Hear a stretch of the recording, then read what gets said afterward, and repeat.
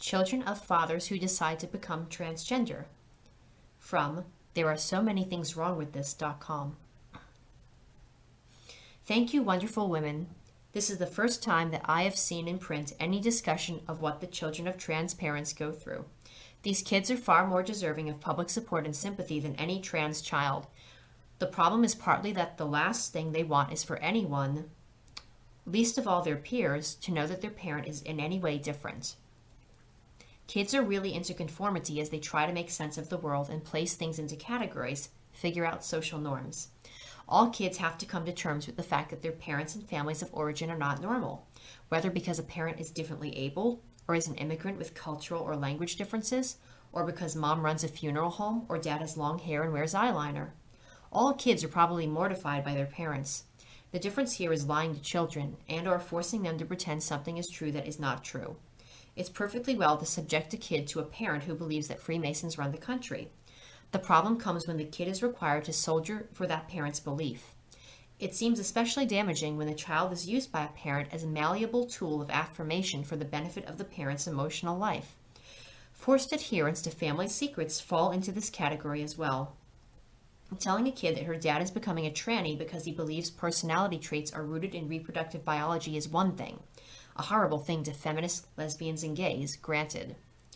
Forcing that kid to also believe or pretend to believe that Papa has now become female on his command is abusive. It's no different than a David Koresh type situation.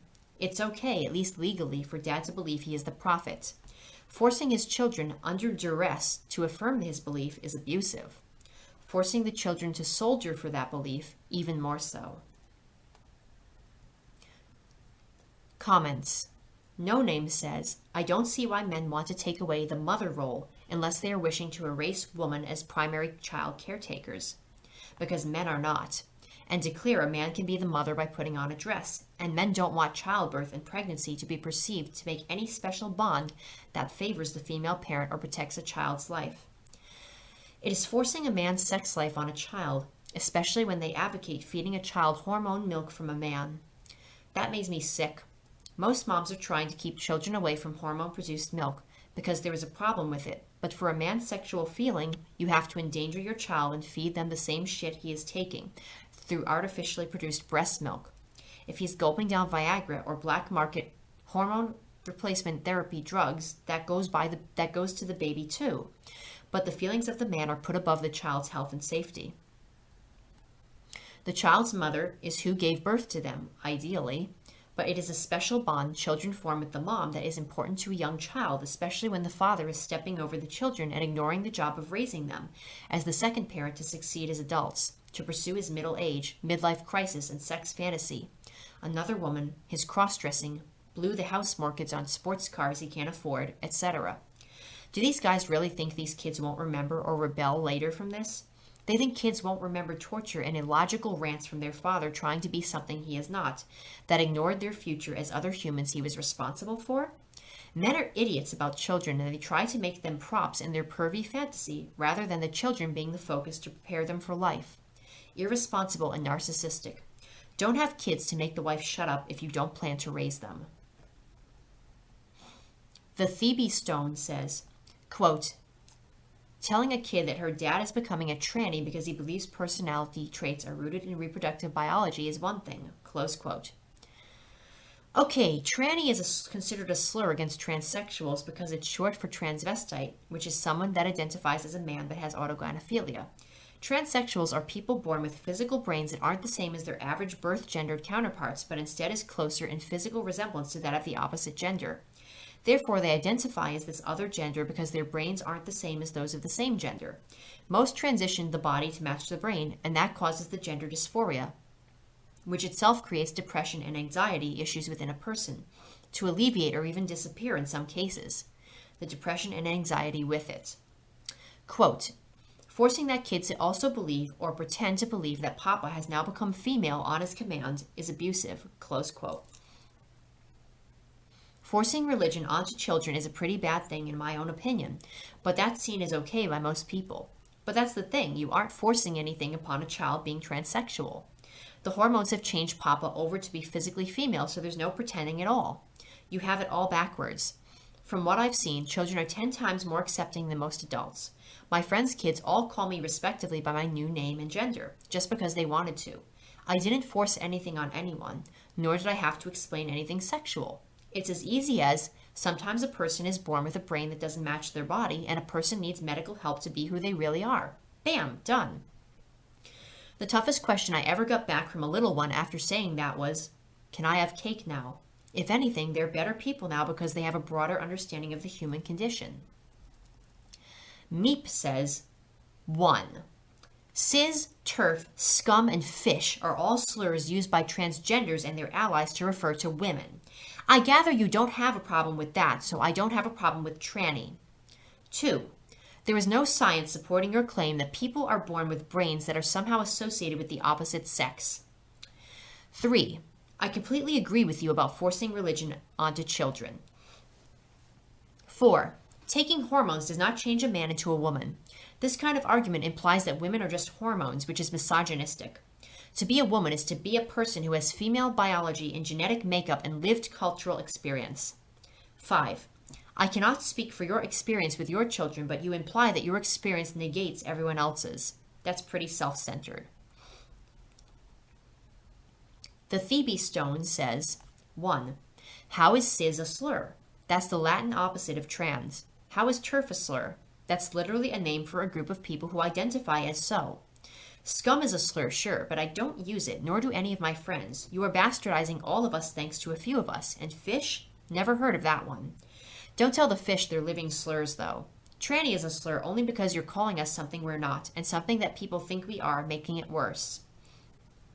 2. There have been multiple studies that show that there is a sexual dimorphism in the brains of humans. Men and women have slightly different brains, and that trans people have brains not equivalent to the same birth gender counterparts. You are backwards. There is no science supporting the adverse to my claim. 3. Cool, we see eye to eye then here. 3. No, people are not just hormones. Again, you're focusing on the parts and not the whole. Just like people are not penises and vaginas, just penises and vaginas. And if we were, gender would be so much easier. And yes, hormones do a lot to biologically change the body, including skin softness, smell and pheromones, breasts, emotional state, etc. Look it up, and they provide a link. 5. I can only share with you my own personal experience. If it's negating anything, it's that you've only been hearing parts of the whole experience. I have very similar stories of positive outcomes with children, but you'd never hear them on a website like this. Meep says, cis is commonly used in a context that insults women, so it's a slur. Same thing with TERF. Fish is a sexual insult referring to vaginal odors.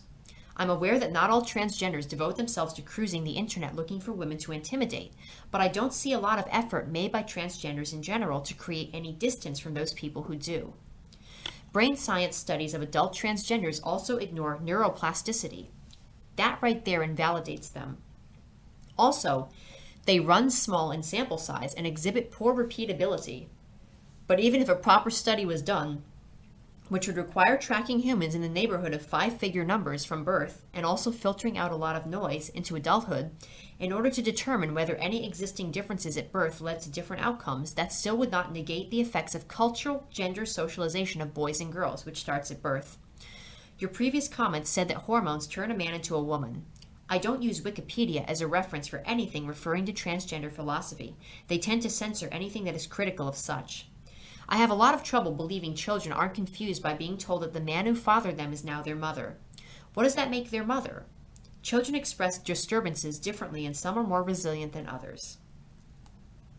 The Thebe Stone says, never have I heard cis being used to insult anyone, just describing them as not trans.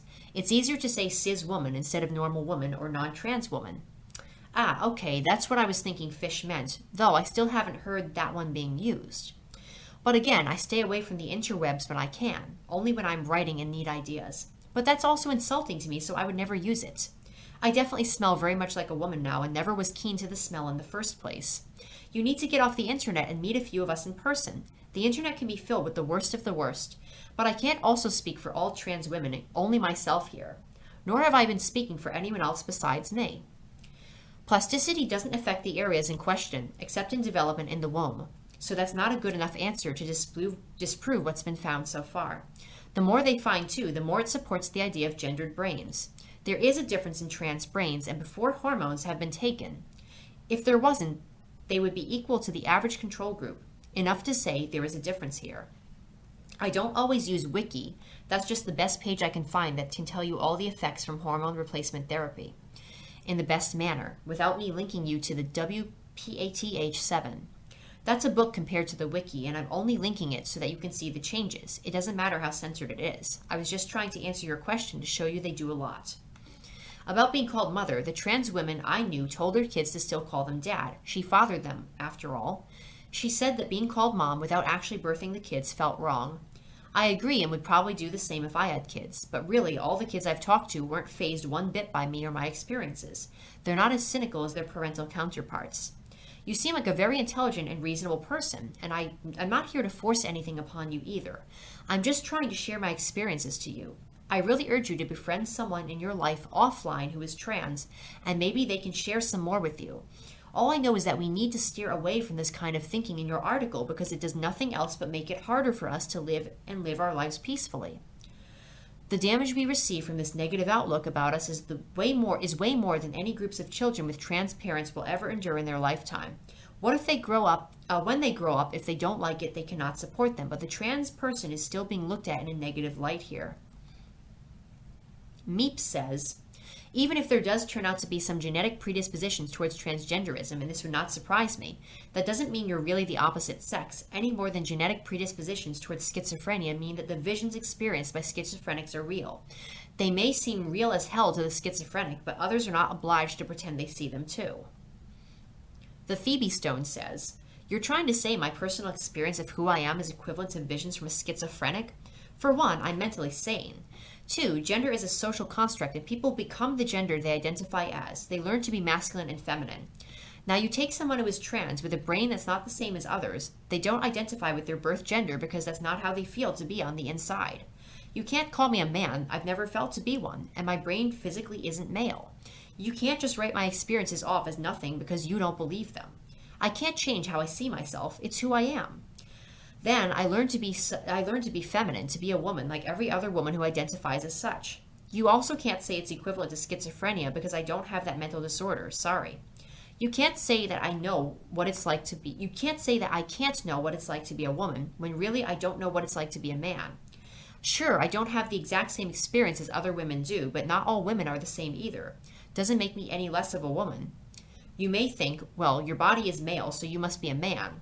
This isn't true. The mind and body are separate entities. The mind isn't the body. You can cut off my limbs, but I would still be who I am. And who I am is a woman. Not your idea of a woman, but a woman nonetheless. Meep says you cannot become a social construct, you can only act it out.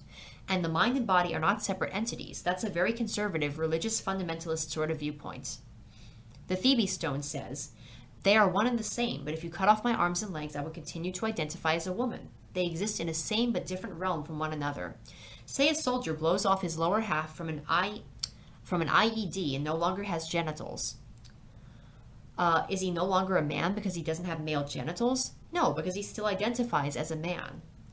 And it's not genetic at all. They believe it comes from a lack of androgens when the brain developed for trans women or too much androgen, trans men. It's a birth defect. You can't write off all 700,000 of us as liars because you can't understand what it's like to have gender dysphoria. You can, though start taking hormones of your opposite gender and tell me how you like it.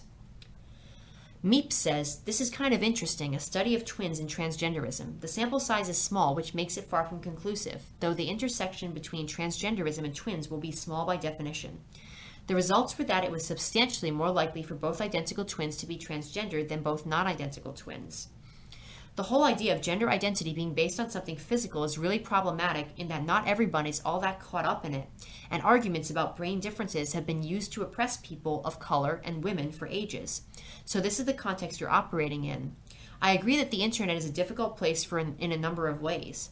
There is unfortunately a cadre of very creepy guys who go around and threaten to kill or rape radical feminists. It's all been well documented. And the transgender rights movement has gotten far too obsessed with stuff like harassing Mitch Fest instead of building its own distinct reality.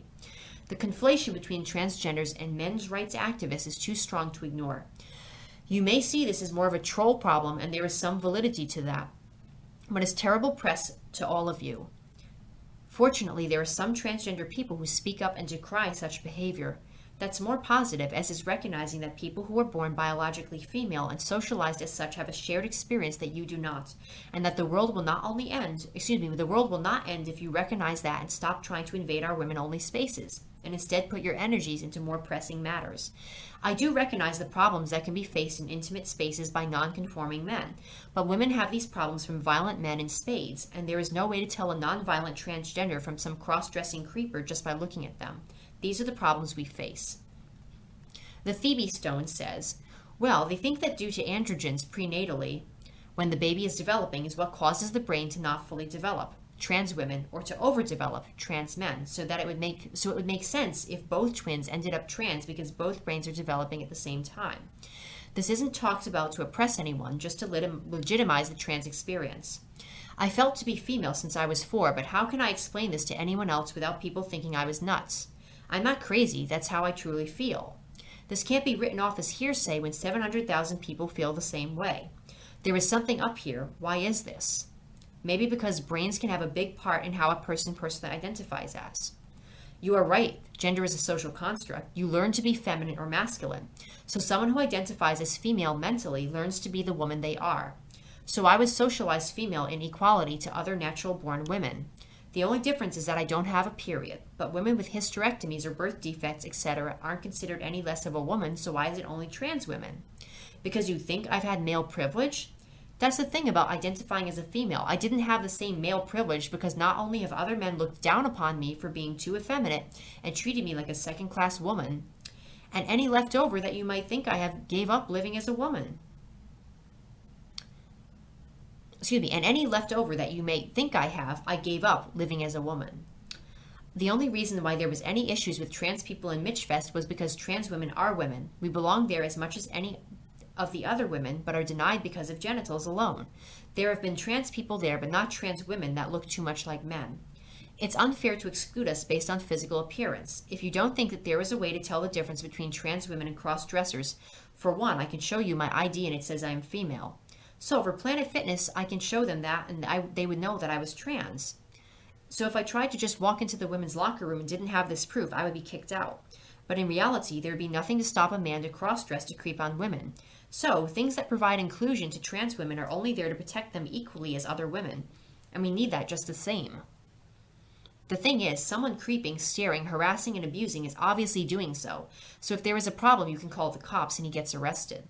There's no way to tell a non-violent anyone from violent equivalents. That's why we have jails and police. So if something happens, these people get locked away where they belong.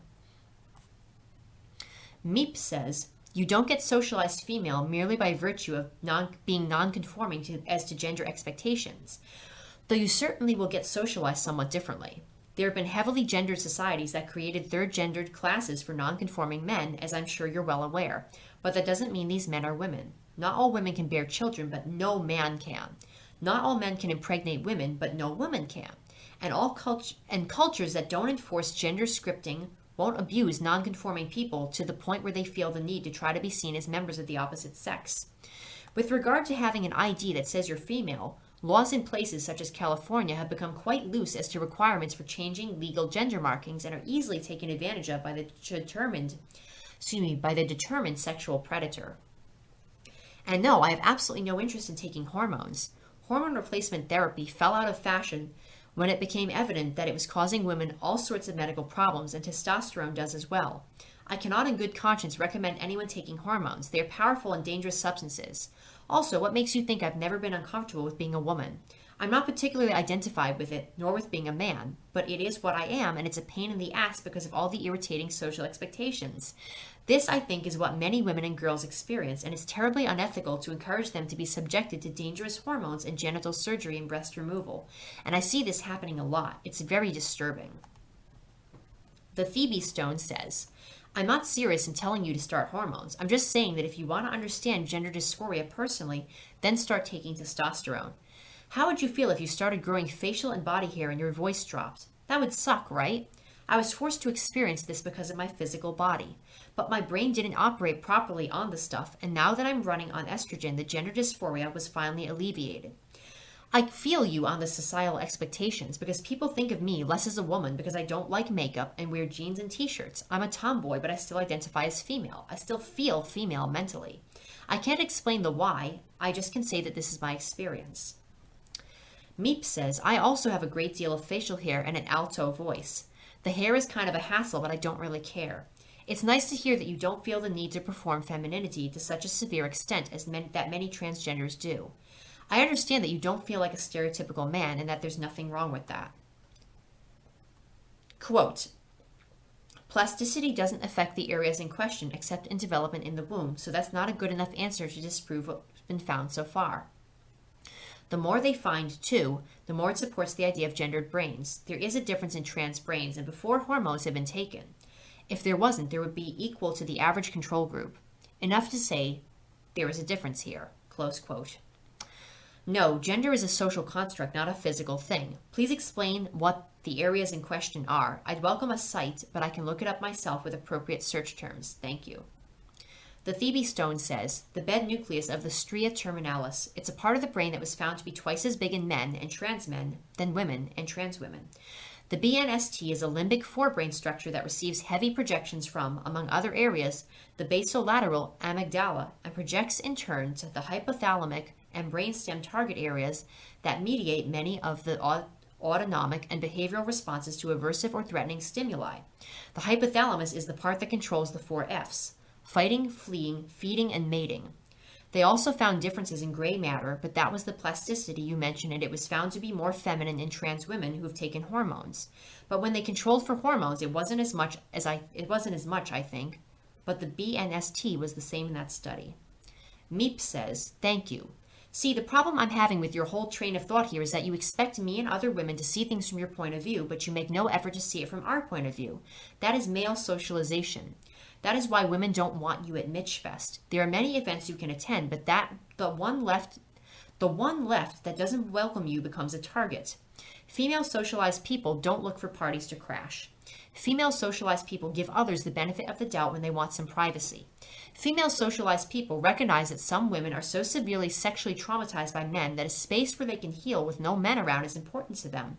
And that means all of you, conforming or not. Men have their own spaces, transgenders like you have their own spaces, and people of various ethnic groups have their own spaces. Only people with XX chromosomes in female biology are expected to tend to everyone else and never have anything that is just ours. Your inability or disinclination to see what's wrong with this is male socialization. Also, your response to the twin studies doesn't work as an argument. With identical and fraternal twins both, any uterine exposure should affect both fetuses equally. The study modestly suggests that there is some genetic predisposition towards transgenderism, but it still doesn't explain what transgenderism is any more than any of these studies do. And none of this erases the fact that infants are rigidly tagged boy or girl, and gender is enforced upon them accordingly.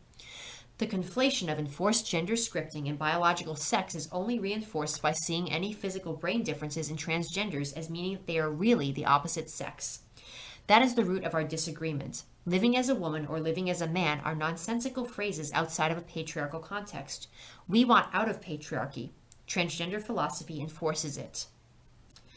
Dogtowner says, what phenomenal patience you have, Meep.